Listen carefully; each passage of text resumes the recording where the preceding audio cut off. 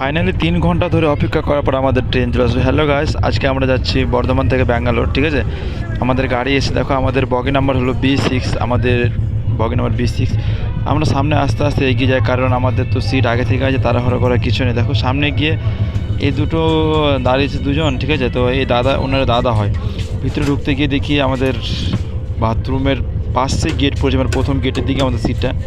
ভিতরটা সত্যি বলতে খুবই পরিষ্কার এবং পরিচ্ছন্ন, কারণ যারা যারা হয়তো জেনারেলে বা স্লিপারে যারা ট্রাভেল করেছো দূরের রাস্তায়, তার থেকে কিন্তু বেস্ট এবং বেটার হয় কিন্তু এসি, ঠিক আছে। তার কারণ ভিতরে ঢুকতে দেখো এত সুন্দর পরিষ্কার, এরা সবাই একদম হাই হ্যালো করছে, ঠিক আছে।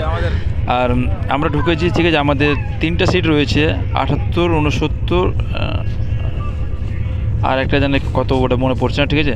তবে আমরা প্রথমে ভিতরে ঢুকে তোমাদেরকে দেখালাম ভিতরটা, কারণ ভিতরটা এত পরিষ্কার পরিচ্ছন্ন। সামনে দেখো এই যে বাথরুমের মুখেই রয়েছে আমাদের গেট, কারণ যদি কোনো সময় মানুষ অনেক বিরক্ত হয়ে পড়ে, দেখো সামনে এই আয়নাটা, ভাবলাম দেখি নিজের ফেসটা কেমন দেখায়।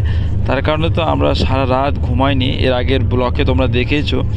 তাই হঠাৎ করে আয়নার সামনে দাঁড়িয়ে নিজের মুখটা না কেমন লাগে, ঠিক আছে। সকালবেলা দেখো ঘুম থেকে ওঠার পরে মনে হচ্ছে কেমন একটা ক্লান্ত বোধ, কারণ সারা রাত ঘুমে সকাল এখন 9টা বাজে, 9টার দিকে ঘুম ভেঙেছে আমি বুঝতে পারিনি।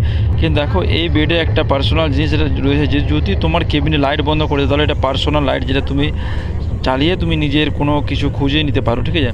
সকালে উঠে ব্রাশ তুলে নিলাম, কারণ ব্রাশ না করলে মুখে অনেকটা বাস গন্ধ করে, ঠিক আছে।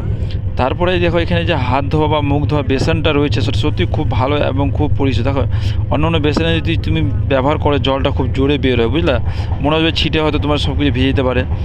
তারপরে দেখো সবথেকে ভিতরে যে মানুষজনের, আর এই এখন সকাল 9টা বাজে, কিন্তু ভাই সাহেব সত্যি কথা বলতে এই ভিউটা আমাকে এত সুন্দর লেগেছে। তার কারণ সকাল 9টায় দেখলেও মনে হয় যে পুরো কুয়াশা, এত কুয়াশা পড়েছে, আমি ভাবতে পারিনি যে এদিকে এতটা ঠান্ডা হবে। তার কারণ এত কুয়াশা পড়েছে না, ঠিক আছে। দেখো কুয়াশার মধ্যে তোমরা দেখে বুঝতে পারছো কত কুয়াশা, চারিদিকে পুরো কুয়াশা, মাঠের মধ্যে এই সুন্দর একটা ভিউ আমাকে সত্যি খুব সুন্দর লাগছে এবং খুব দারুণ অনুভূতি হচ্ছে এই জিনিসটাকে নিয়ে। আর তোমরাই বলো এই ভিউটা কাকে ভালো বা নাই লাগে, বুঝলা। তাই আমি একা একা যতটা পারি বা নিজের তো হয়তো ভিডিও করলাম। আর আমি একটা কাজের ক্ষেত্রে মানে বাড়ি থেকে ব্যাঙ্গালোর বের হয়েছি, ঠিক আছে। তো আমার একটা টার্গেট রয়েছে। এখানে দেখো একজন মানুষ এই এসির মধ্যে এরকম সাদা চাদর পরে যদি ঘুমায়, তাহলে মানুষ তো ভয় পেয়ে যাবে, ঠিক আছে।